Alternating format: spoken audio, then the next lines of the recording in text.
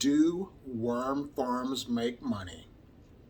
I'm going to answer your question if you're thinking about becoming a successful business owner with a worm farm. So enjoy the video!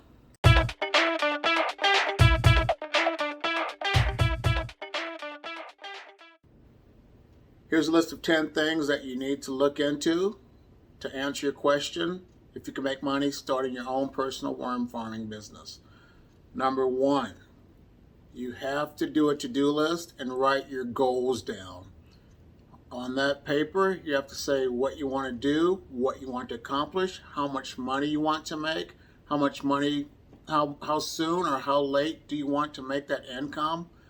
So the first thing, once again, to do is to write your things down on a to-do list and start to brainstorm. Number 2, you're going to have to tell someone that you're thinking about starting a worm business. And now, here's the thing, listen to me. There are going to be people that laugh at you and make fun of you and tell you that that's the most stupidest thing that you can ever think of.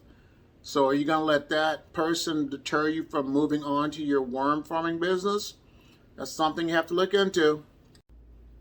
Number 3, you're going to have to figure out what location you're going to have this operation set up. And you're going to have a big operation because this will not be successful in your house. So you're going to have to think of some locations to have this operation once again.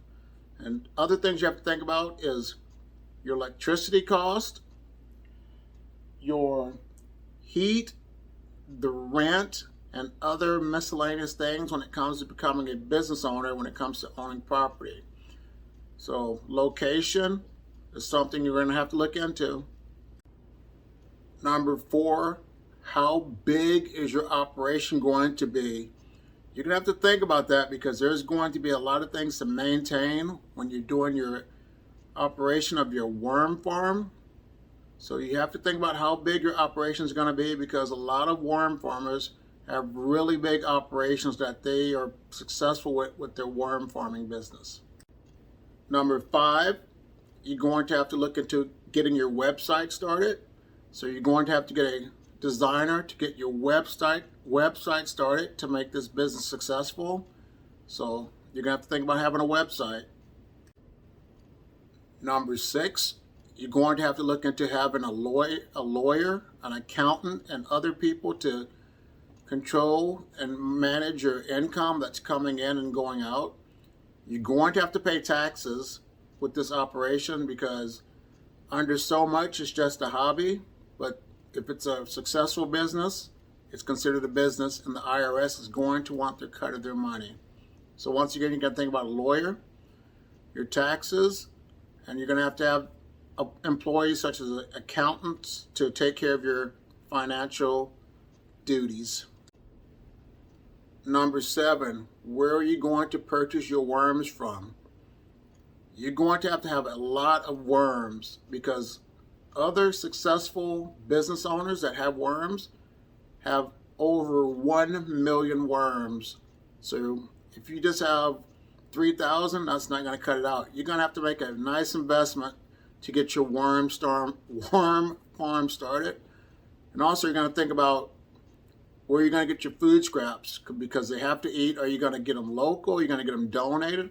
You have to think about stuff like that. And you have to think about worm bedding.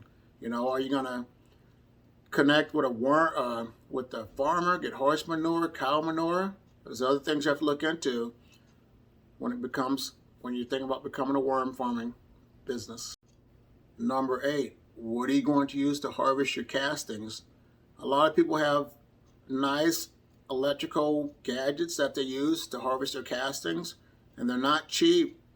So you're going to have to invest a little more money into something that's going to be successful to harvest your worms from their castings.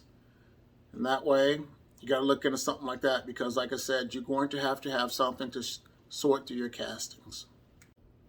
Number 9, you're going to have to look into marketing your castings if you sell them. You're going to have to put all the ingredients that are included in the mixtures of your casting to let the public know what is inside the casting. So like I said, you're going to have to put all the ingredients that are in the castings for your marketing.